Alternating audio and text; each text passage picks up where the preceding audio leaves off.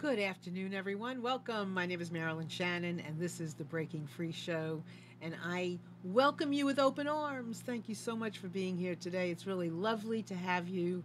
And I know your time is precious, so we are delighted that you've chosen to spend it with us today.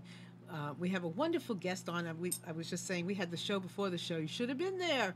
It was great. We connected, and we have so many things we want to talk about. So before we get started with our show, I want to say hi to Amnon.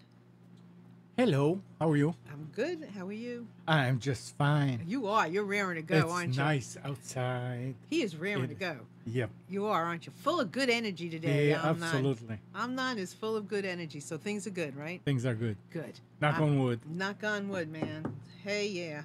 Hail Mary. Anyway, if you've been here before, and if you haven't, let me tell you, we always love to bring you interesting, inspiring people, ideas, philosophies, strategies, anything that we can think of, dig up, and share that will set us free. That each and every time we listen to these individuals, we understand the philosophy, we take a step forward, we will release ourselves and give ourselves permission to be who we want to be, to go where we want to go, to experience life, to feel free. And today's guest is really interesting because she did exactly that. She is breaking free in action. Her name is Heidi Siefkas, and I hope I pronounced that correctly. She's an author, she's an adventurer, which I love people who are adventurers, and I want to welcome Heidi to our show. Hi, Heidi. Hello. I'm How, so excited to share my story with you and get to know your audience. well, we know what? We're really happy to have you. You are so bubbly and so, juicy. I can't wait for you to share. So you know what? I'm just going to say Heidi's going to share. You are always welcome, anybody out there, to call into the studio anytime you want to 919-518-9773 if you're calling from a landline or a cell phone. You can always connect with us on Skype at computers, that's plural, number two, K voice. You can come in on voice. And we have a chat. So you are welcome to put your name right under the video, nickname, whatever you like, and you can ask questions in the chat. You can communicate with us. We'd love to have you any way you want to be here. And if you just want to kick back and listen and enjoy, go right ahead, do that too. So, Heidi, take us into your story. Let's press rewind to 2009. And the person that you see in front of you now was juggling a lot of balls. I was a successful travel industry executive, managing marketing and PR for an international travel technology firm, traveling from Berlin one day, taking a flight to LA, rubbing elbows with travel industry executives at the Playboy Mansion, and a red eye back to Orlando. I was also happily married to a Brazilian chef, a homeowner in South Florida, keeping up with the Joneses, or as we would say here, the Juarezes, and living a healthy lifestyle. So I seemingly had it all. Then on one of those travels, I found myself in Hudson River Valley, New York. I'm not sure if any of you are familiar with Poughkeepsie, but taking out the trash changed my life. And you may ask yourself how doing something as mundane as taking out the trash could change someone's life. But it stopped me in my tracks. It was the fall color change in September 2009, and I decided to take a walk and admire the beauty of the fall colors. But meanwhile, as a multitasker, seemingly superwoman would do, I did more than one thing than take a walk. I was going to take out the trash at the same time. I exited the building and everything went blank. I didn't see, hear, or luckily feel a thing. The next thing I know, I awoke in the ICU of St. Francis Hospital in Poughkeepsie 5 days later. Now, I did not know why I was there. I was confused. I was afraid. And To my left and right were my husband, my mother, and also a doctor that put the pieces of my puzzle together.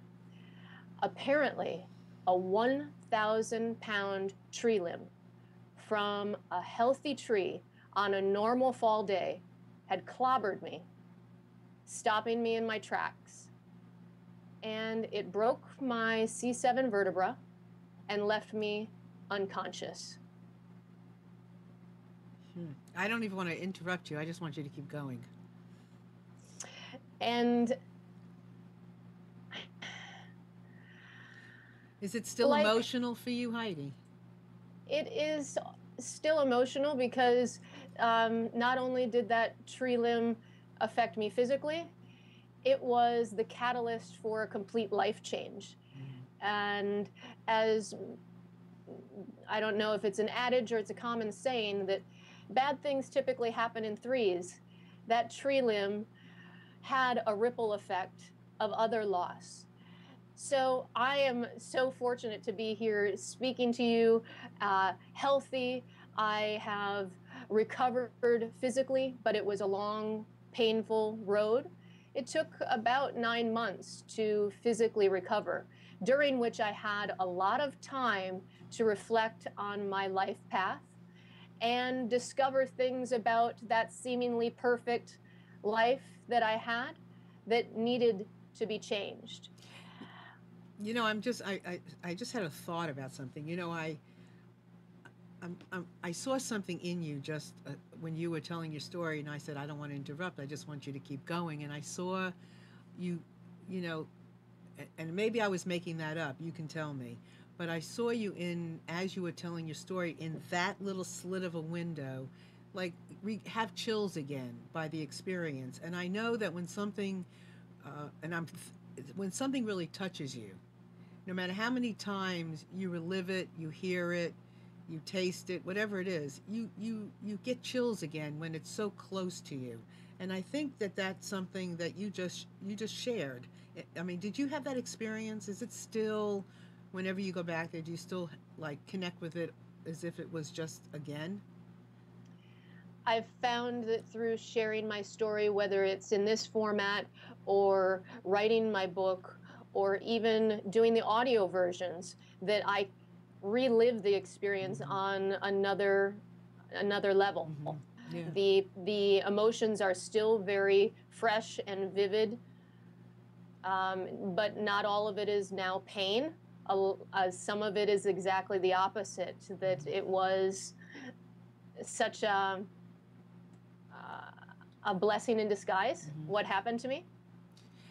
Yeah, I seeing that in you just now, and I know that this is maybe not as, it's a little similar. I'm writing a book and I love my title. And every time I hear my title, I get the chills.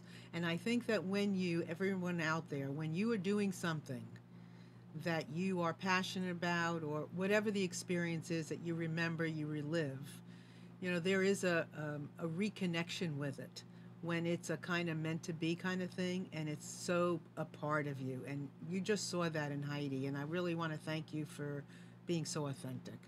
So, anyway, I'm going to turn it back over to you. So, as I mentioned, that tree limb physically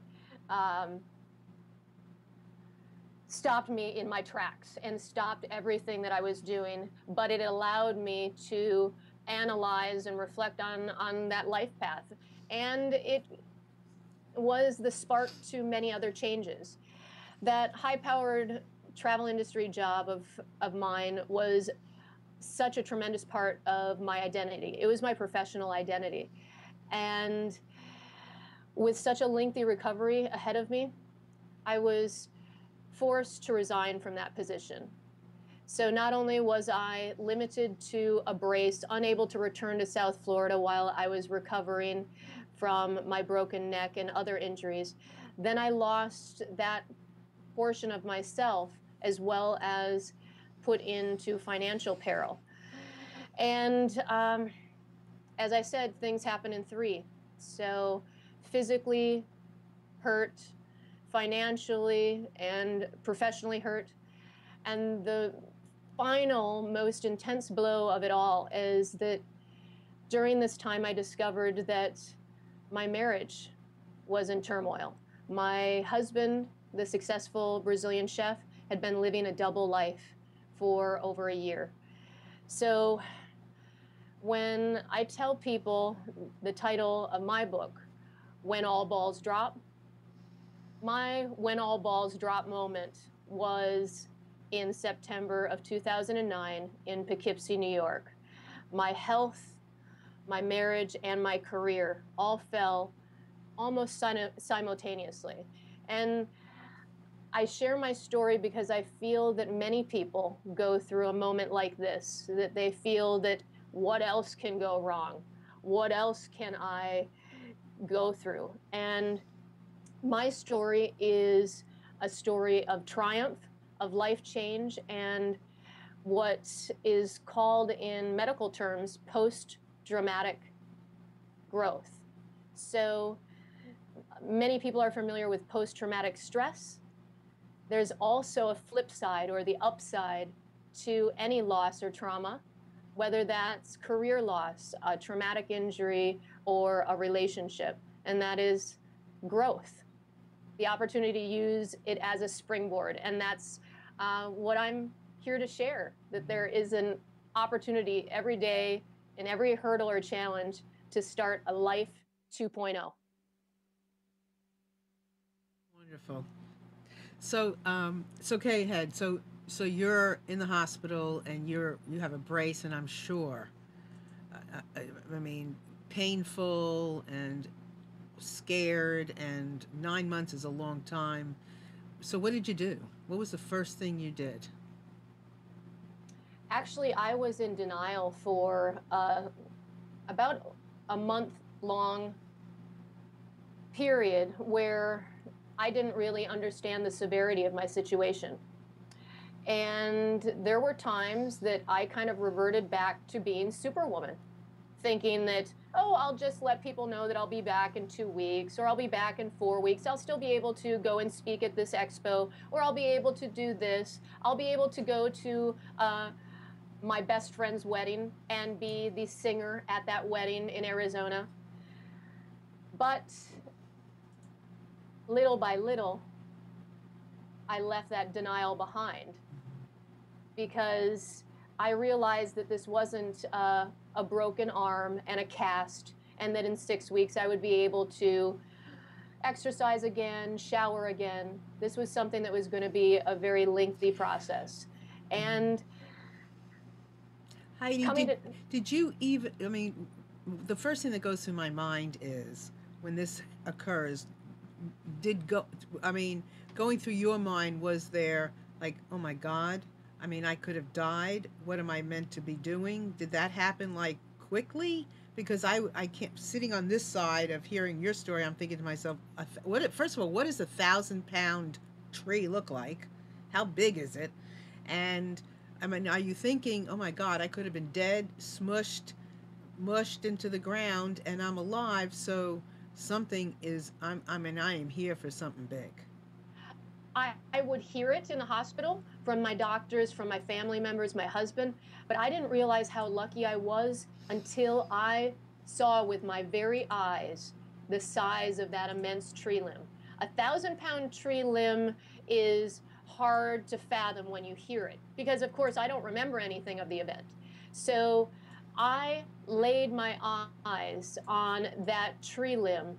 It was a few months after the event, and chills went down my spine. My mouth just dropped open, and I couldn't believe that I was strong enough to walk away from that. Yes, mind you, injured with many, many months of recovery ahead of me. But it was, I would say, about 20 feet long, and it had multiple offshoots. So it was a limb that had other small branches on it. It was unable, or it was so heavy that my mother, husband, and other friends could not move that from the alleyway from which it had fallen. And believe you me, that tree limb graced that same area outside of an apartment building for many, many months. upon about 9 months after this accident occurred, I eventually saw the tree with new eyes. And I won't give away what happened to said tree limb, but it's a real funny vignette from my book. So, so what was the next thing you did? You're in the hospital. I mean, rehab, all of those kinds of things. Time to be there. You know, time to think, time to process. What was your steps? I underwent neurosurgery, and I was then introduced to my companion for the next 6 months, which was a Miami JTO brace, which kept me immobile from my neck to my belly button and then around on the torso as well. And a Miami JTO sounds like a sexy sports car that you would drive on South Beach. Yeah. And knowing that I was living in South Florida, it's kind of ironic that I end up in a brace that has that name. But I nicknamed it my cage because it certainly was not comfortable, and it really was that. It was my protective skeleton, as well as somewhat a little bit of a prison. And I was not able to return to South Florida because I was still under the care of this neurosurgeon that would not allow me to travel until my spine had hopefully fused and recovered. Heidi, So where did the tree land? the tree landed basically on this side of my body, and it broke my C7 vertebra, as well as gave me a massive concussion, brain swelling, fractured bones in many places of my body. So I am one lucky human I mean, being it did to not. be here. Yeah, within a breath of it just falling on your chest. I mean, within a breath of. Within a breath of work of just awful, awful, awful. Within a breath. But it didn't. But it didn't, and that's what It didn't. It didn't, and that's a major focus of where I want to go eventually with you, because, things are meant to be, I guess, right? I was put on this planet, I believe, to teach. And I had been a teacher in a classroom before, teaching language, whether that was English as a second language or Spanish. And I didn't find that the classroom was the format for me to teach and inspire others. And what this event has allowed me to realize is that by writing a book or books and also speaking, that allows me to teach and inspire, but from outside of four walls. So this is almost as if it's virtual in teaching. Yeah, yeah. So you're in the hospital. Go ahead. Keep So- taking us there. So I was able to leave the hospital, and that was a joyous moment because that's just one step closer to a regular life. And for the first time, I was very grateful that I had divorced parents that lived in two separate places in the world. My mother lived outside of Boston, so much closer to Hudson River Valley, New York, and my father was in South Florida. So someone could look over at my home, my car, my life there, while I had someone close enough to Hudson River Valley to give me a dose of needed TLC. And yesterday was Mother's Day, so I have to give a shout out to my mother in Massachusetts. Happy Mother's Day, Mom. Thank you for the TLC. I left the hospital and stayed with my mother in her living room on that fold-out couch, which became my road to recovery suite for the next 3 months. So you were in the hospital 6 months? I was in the hospital for very little. It was about 2 weeks. Oh, wow. And after the surgery was successful, they wanted me out of the hospital and in a more normal setting. So I went to my mother's home and spent the next 3 months there, recovering and forced to be in this brace. And there was no physical therapy or rehab until that brace came off. And that brace came off 6 months after the accident happened.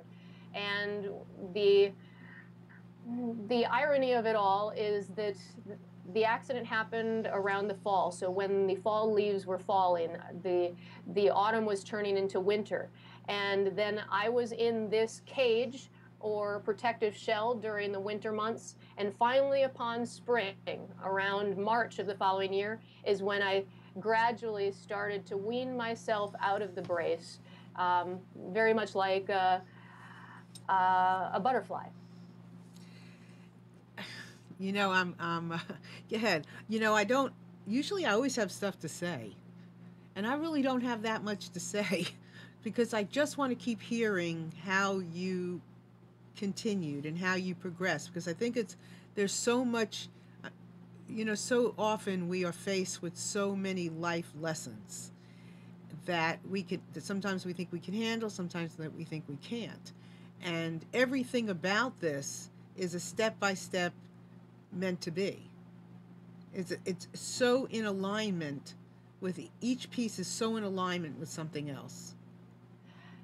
And I do have to say, I appear very positive, and I think that that's kind of part of my DNA. But there were times along this process that were some grand pity parties and what I call adult temper tantrums.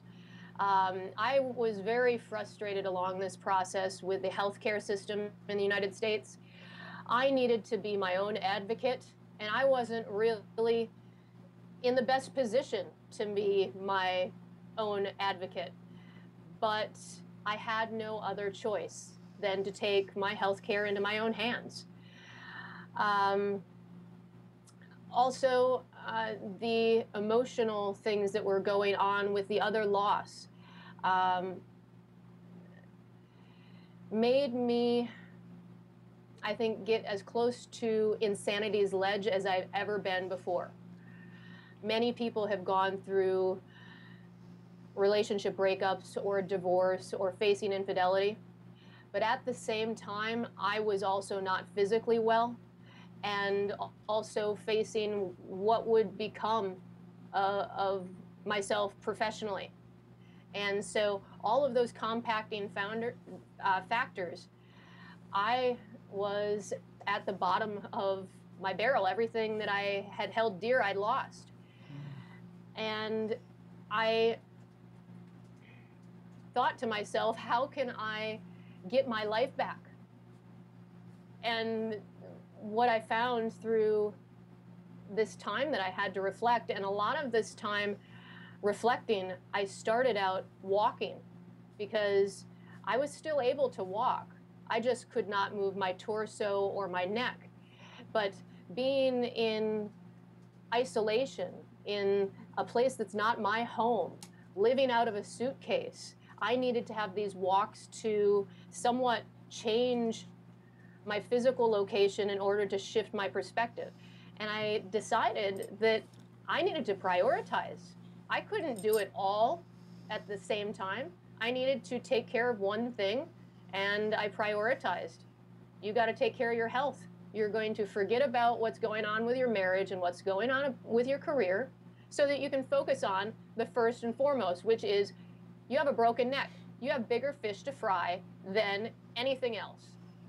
And little by little, when I got my health under control, my pain under control, got out of the cage and started physical therapy, then I was able to start thinking about what to do with the next biggest thing, which is my marriage, my relationship. Heidi, what would you tell our listeners? How do you isolate the first thing in the priority list?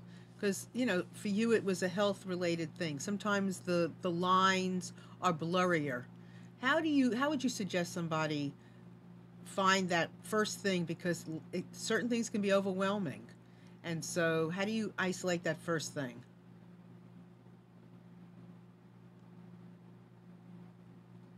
For me, a lot of this had to do by eliminating the multitasking and finding focus.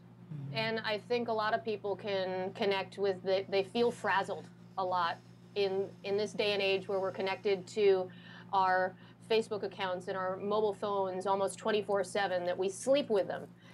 If there aren't moments of just one track thinking, it's hard to prioritize. And so I guess in my situation, which was a blessing, was a lot of what was my continued busyness was eliminated. And that was the gift, that I was able to find what was priority one. But I know that you don't need to have a 1,000-pound tree limb hit you over the head to find priority one, but you do need to have something that puts you in the moment. And I would say the buzzword this day and age is all about meditation. But sometimes that word doesn't gel well with some people. They think, oh, I've got to go on a yoga retreat, or I have to do gardening. But I don't like either of those two things. And the thing is that meditation, that practice brings you into the moment. And it doesn't have to be what someone else has called meditation. It can be your own secret sauce for meditation.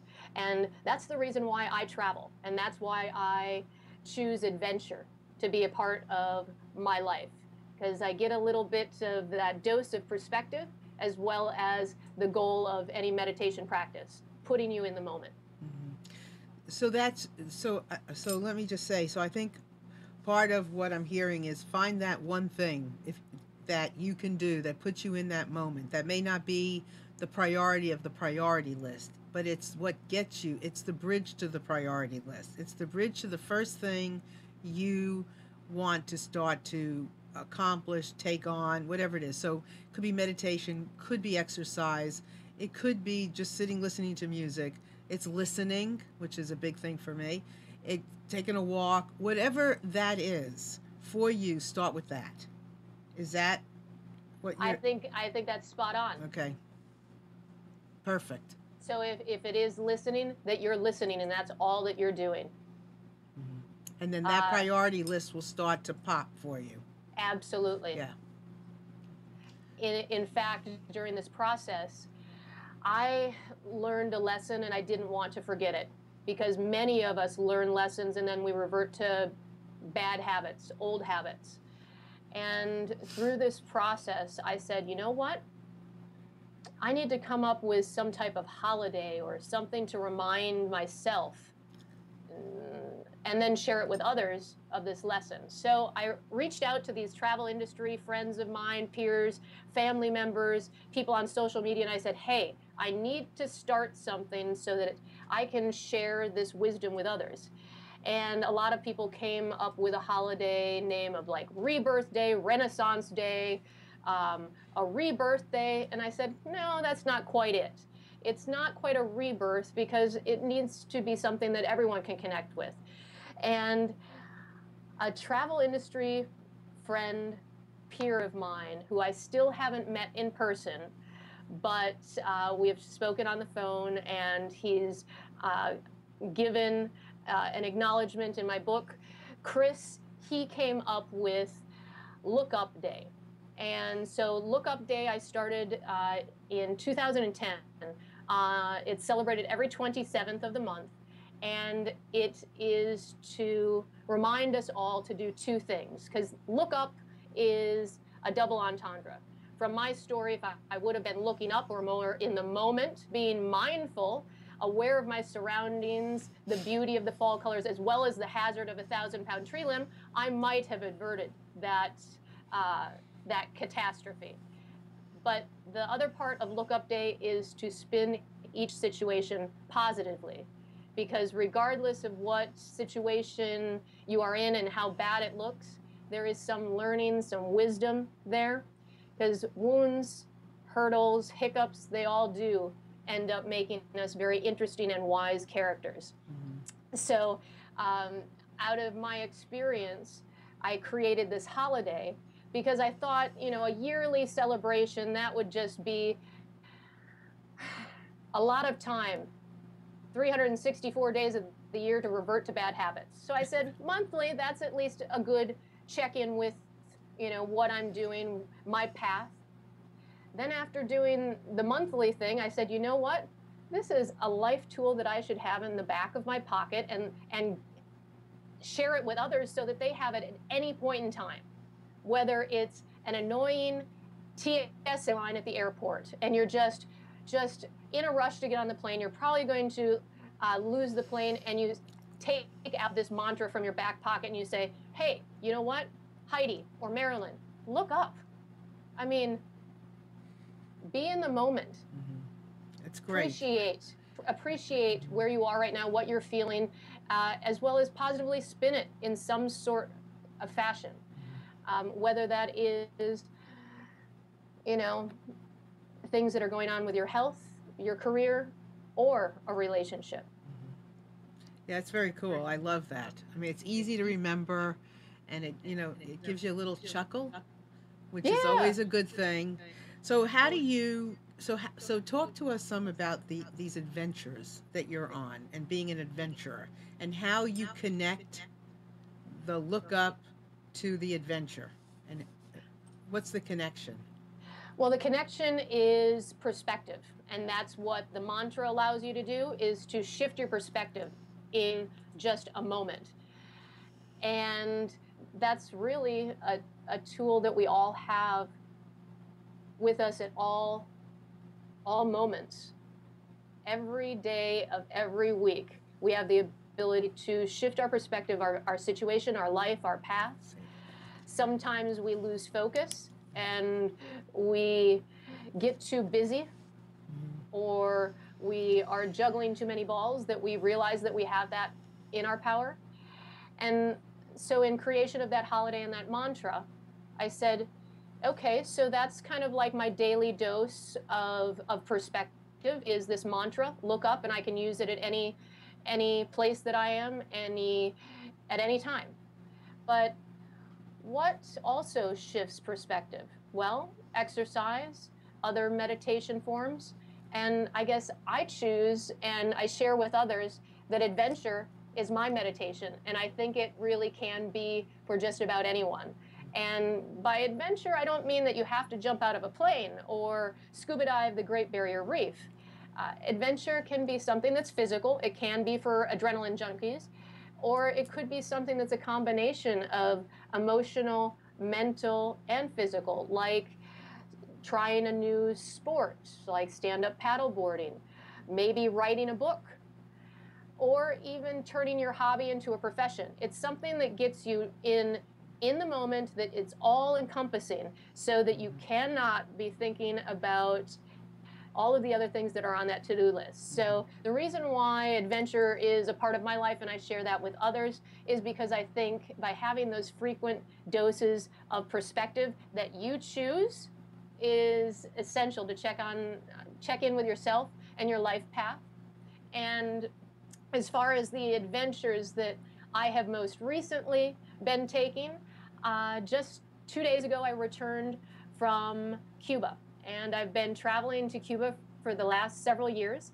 I have been there, I believe it's now 16 times, and each and every time that I go to Cuba, I see it with different eyes, and it gives me a little shift in perspective about my life here in Fort Lauderdale, or about the relations between our two countries, as well as I see it differently for reasons of the people that are traveling with me. So do you consider an adventure a stretch, a safe, like a stretch, like a part of life, an adventure? I think that adventure is something new, challenging, and I think stretch would be a good word. It takes you a little bit out of your comfort zone. It doesn't have to be something that it's... I think it's really great when you assign the word adventure to things that are a little bit different. I think it takes away some of the fear. It's an adventure. It's like it's traveling through something. It's experiencing something new. And I think it's a really beautiful word to use for something that's new that you may not have done before.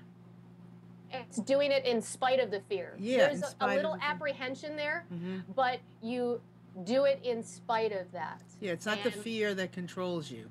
yes, Let me ask you something. With having had that experience, it's interesting. With having had all of those experiences, those three experiences, and now your life is so much a part of having adventures. Do you feel um, a sense of being safe as well? I mean, you've had something really big happen. Do you feel safer in this world, in this land, in your body, since you've had something so big happen? Do you feel like you can adventure is a little easier, or more you're more open because you've had something so big happen already? I would say that after my experience, everything else seems like small potatoes. So I feel much more secure with the person that I am, the path that I'm on. It doesn't mean that I'm fearless, Mm-hmm. because that would be ridiculous. Right. I acknowledge fear, but don't let it control my path. Mm-hmm. And I'm very much in tune with what's happening around me. So, a safe factor, I believe, is knowing what's around you, who's around you, the beauty as well as hazards. Mm-hmm. Hence, looking up. Hence, Exactly. looking up. So, tell us what kind of adventures. I mean, what does an adventure mean to you? I mean, obviously you've been to Cuba 16 times. So, what do you do in an adventure? It's something that, as I said, it's all encompassing. Mm-hmm. So some adventures that I have taken have not been, you know, thrill factors. They weren't something that was like whitewater rafting a class 4 river. It was going into a studio and recording my first and second book in audio versions. And that was an adventure, because I could not be thinking about anything other than how can I read my own words, but now um, read it with an emotional emphasis and giving even more of myself to an audience. Also, starting a new career is an adventure, although it may not be, in most cases, not physically adventurous. It certainly is putting yourself out there and stretching yourself, to use other talents as well as to collaborate with other people. Yeah, it's interesting. I used to use the word adventure here and there, but you have put a spotlight on it, which I really appreciate, because I feel like sometimes we set ourselves up to say that we're getting ready to do something, and there has to be a right and a wrong. It has to be there has to like maybe a perfection in it. And when you set it up as an adventure, it's not about the right and the wrong. It's an adventure.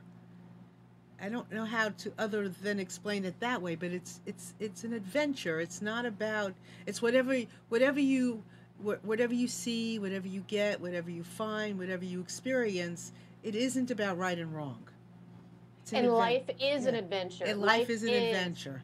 And I sometimes tell my story with the caveat that, didn't you always love those books when we were children, those choose your own adventure books? Well, in this life, you come to those crossroads and you have the opportunity to choose whether you want to go to Paris and go to the Louvre, B, you want to stay home and watch Netflix and eat a pizza, or C, you want to write another chapter in your book. So I I think that adventure is a Mm-hmm. really great way to positively spin, Mm-hmm. just about anything that you're about to embark upon, because there are a lot of uncertain things that are going to come across that path. Some will be needed detours, others will be hurdles, some will be flat tires, others will be people that you were meant uh, to collaborate with. on this thing called life. Yeah, there's a curiosity attached to adventure. So Heidi, I know you have your book there, and I would love for you to give us a little sampling, maybe of a little passage that you would like to share. Oh yeah, it's a Yeah, beautiful book. yeah. So you'll see on the cover it has the fall leaves. So with connection to the actual incident, and then that the when all balls drop moment. You guys already know the balls that dropped, but that there was an upside to losing everything, and that was really perspective and the mantra look up. Hmm. So I explained to you that after leaving the hospital, I was unable to return to South Florida, but I was staying with my mother in her living room, and she has two pets, and she's also married. And I'll read you the vignette that takes place at her place that's outside of Chelmsford, Massachusetts, and it's entitled The Instincts of Animals. One of the saving graces of much of my Massachusetts alone time was having two pets in the house, Meg, an older German Shepherd, and Kasha, a mature gray and black tabby cat, awaiting her ninth life. I had never been fond of either of the animals. I rarely petted them. However, I enjoyed having their energy around me. During the first days, I was at my lowest point, suffering from pain in my legs and taking pain pills and napping most of the day. It was obvious that Meg and Kasha were looking out for me.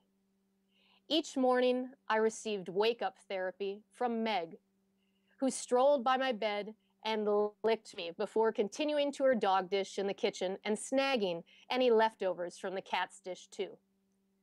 Kasha, since she was smaller, was able to sneak into my bed each night. I didn't even notice until morning when a cat adorned the foot of the bed. Perhaps she thought I'd be mad, but I never was. When the house was empty with both my mom and Frank at work, the meows and barks of both animals, and sometimes their flatulence, comforted me in a strange way. However, it was not long until the first major pet tragedy occurred. Not more than a week after I arrived, Kasha wasn't eating or drinking. She had lost weight and appeared very weak. However, she still visited my bed. The vet said there was not much to do other than to put her down or wait, prolonging her suffering. Until her last days, Kasha was gracious and clearly worried about me, perhaps because she also felt uncomfortable, in pain, and out of sorts. Meg continued to visit me throughout my entire stay. Although stinky at times, she provided company for me as well as a sort of protection from the occasional house delivery or visitor. In fact, one day the doorbell rang and Meg barked. I was waiting for a package, but with my brace, I could not get a good view outside. I eventually opened the door to a young Jehovah's Witness, very clean cut, probably in his teens. He introduced himself with his mother supportively standing behind him in the front yard. He tried not to react to my brace and my bruising as he focused on reciting his script. But the surprised look on his face said it all. He certainly didn't expect to be greeted by a bruised, injured woman in a cage and with a German Shepherd guard dog. After listening briefly, I interrupted him. "Thank you for coming. I need to rest," I said. He handed me his pamphlet, and I closed the door. Ironically, the pamphlet stated, "The end of suffering is near." How true. Yes, the end of my suffering was near, but how near I did not know. It's beautiful. Beautimus, beautimus. Thank you very much. You're very welcome. So tell us, where are you going to adventure next besides Cuba, or are you going back to Cuba? Well, next week I'm going to be going on a lifestyle retreat to Antigua with two other peer authors here from South Florida. We have a retreat at St. John's Resort, an interview with a local television station, and a book signing at a bookstore there. And then the following week I will be back to Cuba. So adventures ahoy! Oh, really? So you just are traveling constantly then, is it as it appears? Right now, you're catching me on a week and a half that I am staying put in South Florida. But that doesn't mean that there won't be a few adventures that I will take while in South Florida. I enjoy being active because I have this second chance to be on this planet and healthy. So this afternoon I'll be heading to Hollywood, Florida, and going bike riding, taking probably kayaks out for a spin later this week. So your body, Heidi, how's your body?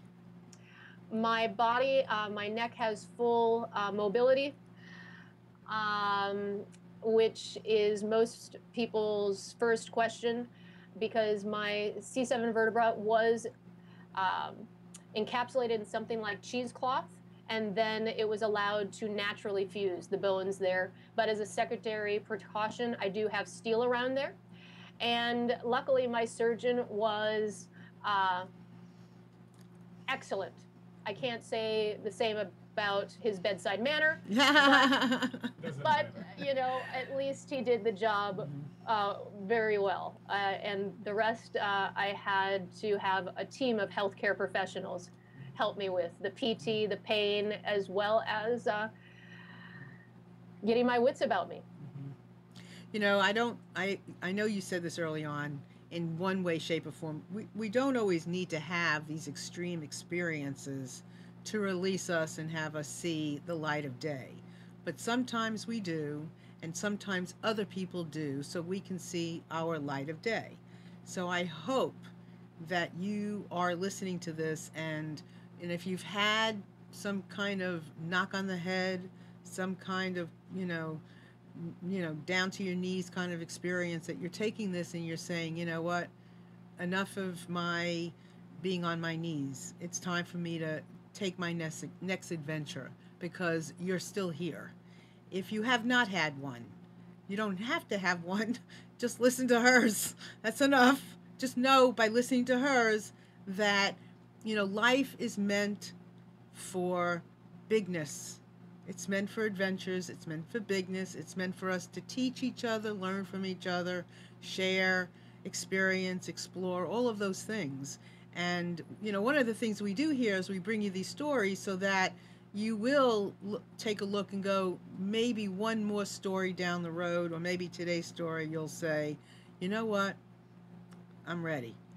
So, Heidi, what's your big thing? Like, what do you want to leave our audience with? What do you want to turn on in them? Well, I hope to inspire others to conquer their fears, to head for adventure, and embark on a life 2.0.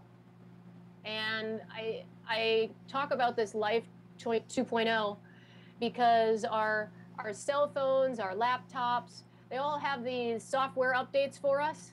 Well, life needs updates too. And so I hope that by sharing my story here, writing my books, and speaking, that my story of post-traumatic growth inspires others to do the very same with their lives. So your way of doing this 2-point update is to do a look up, because that does an update. I think that perspective allows you for updates. So those daily doses of perspective through using the lookup mantra, is one way, and then occasionally you need a larger dose of perspective, and that's why I seek adventure. Absolutely. Yeah, I mean it's really interesting I mean I'm in the process of working on giving a big training the beginning of June, and I've done variations of this before, but this is another variation. And there's a part of me that goes, am I going to land it? Am I going to do a good job for this group? Am I going to, how's it going to go? And now I'm going to look at it even a little bit different. I'm going to look, it's an adventure. What am I going to learn? I know I'm going to learn something. I know that I've been put there to do this for a reason. And what's my takeaway, and what's the takeaway of the group that I'm going to be with? So I'm thanking you very much for re-giving me this word adventure. So It's a yeah, rekindled. It's a yeah, rekindled word. yeah, it's great, and it's fun. It takes away some of that other part. It makes it fun. It makes it like, okay, it's an adventure. And I'll learn something. I'll learn something, and it'll be great. So tell everybody about your second book as well. The second book Yeah. picks up where the first one left off, and it's called With New Eyes: The Power of Perspective. And it's full of adventures. It follows me through architecting a life 2.0. Mm-hmm. After losing everything, I could have chosen to rebuild the exact life that I had. However, I said, no, I'm going to make a new, improved, better, bolder version of this life 2.0. So there's quite a bit of adventure, travel. There's also re-entering the dating world, which was an adventure to say the least. Um, and also following my journey to this career that you now see me in, which is a hybrid career of writing and traveling. So career wise, it's working. I mean, you just put the metal to the pedal and said, "I'm going to live this life and I'm going to make money from it," and you're doing that. I am. And I am making uh, great strides with the first and second book. The first book, When All Balls Drop, is actually transitioning to movie. So I am delighted to share that it's not only going to inspire on the page in its audio version, but also visually, because the story is very dramatic from a visual perspective. Uh, and then I also lead adventures around the world, and that provides other income as well as future stories, because my third book is coming out. It should be early 2017, and it's called Cubicle to Cuba. And it follows the transformation from leaving the corporate world for doing what I do now, that hybrid career. So a hybrid career, which is a really interesting way of saying it, because so many entrepreneurs are investing themselves, their time, their money into things that are unique to them or unique to everyone. I mean, because we can do anything we want to do and the opportunities are vast. I mean, pick a niche. If you want to, just write a book about chocolate, go ahead. I mean, if whatever you want to do, you just have to pick it and make that decision to do it. And that's what you're saying. You could, as long as if you want it badly enough, you can have it. And I created something out of my passions that is now financially taking care of me. Mm, it's fabulous. That's, so whatever your idea is, you can you can pretty much make it happen. Check into your life, because Heidi is saying she took her passion. Well, she's been using travel as part of her work already. So check in with your life. What are the things that you have been doing, or that a way of you been living, or when you were a kid? What were the things that stuck out in your life? Because those will tell you a story of where you want to go. What would you do if you didn't need to make money from it? You know, that is your passion, or something that you gravitate towards. And start toying around with how you could make that into a hybrid career. So tell us about your dating world. Oh, Can you give us a little bit of that too? yes. So I decided to get a divorce after the infidelity in my when all balls drop moment, and re-entering the dating world after being out of the dating world for after 10 years was very much interesting. There was no such thing as eHarmony and Facebook when I was dating earlier. So that was um, a, a new, I guess, new way of dating. I chose to not date online and to do it the old fashioned way. And after dating a bench full of Mr. Wrongs, granted, they were all an adventure because they taught me something that my husband was not uh, the only person with bad attributes. There was a whole slew of them elsewhere. But I ended up stumbling upon Mr. Right by taking an adventure. I took my first helicopter flight in South Florida, and it was a lesson so that I could learn how to fly a helicopter. And it just turned out that Mr. Wright was a helicopter flight instructor. Mhm. Sounds so. You don't say no very much, do you? I don't. Uh-huh. Uh-huh.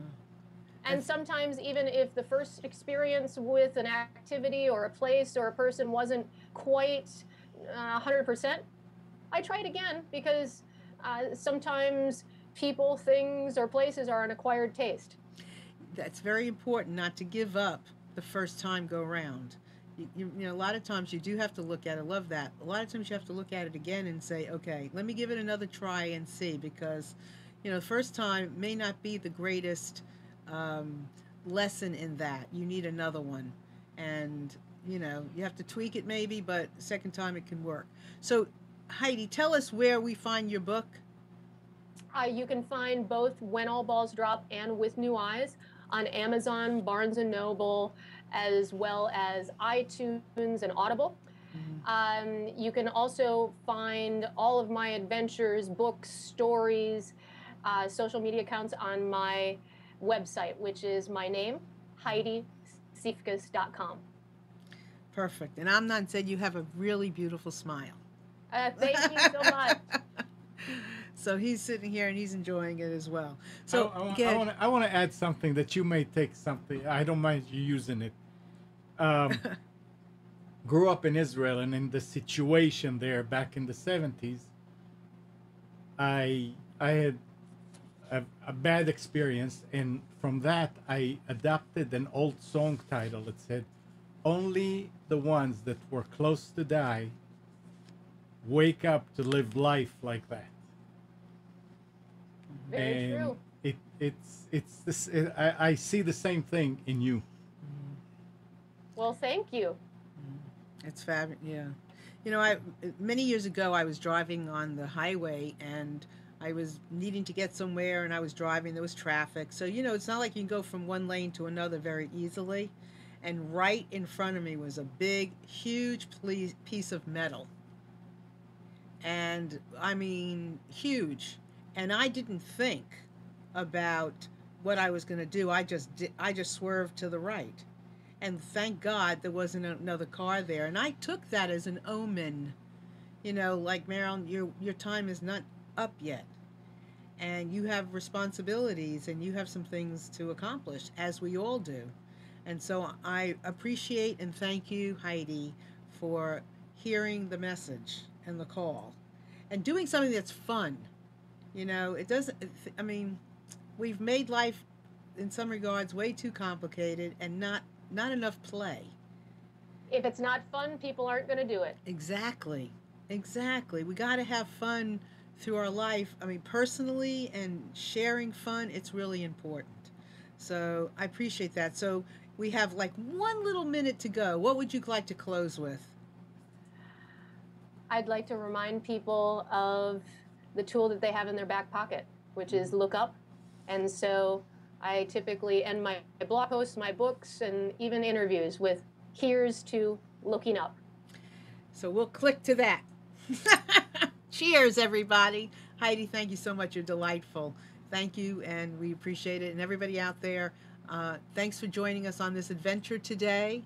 Go out and carve out your own adventures and have fun with them, and let us know what you're up to. Write me anytime at marilyn@marilynshannon.com. So with that, I want to say goodbye, and we'll see you next week. Bye-bye.